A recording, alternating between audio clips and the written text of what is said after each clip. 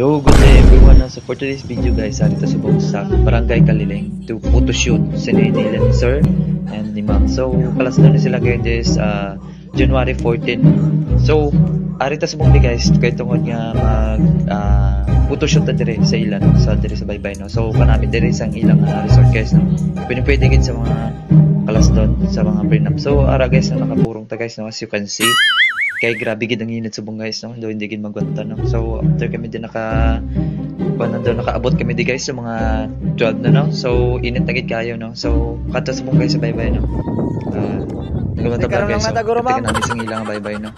Namin sang pwede man sir. Kay kainit.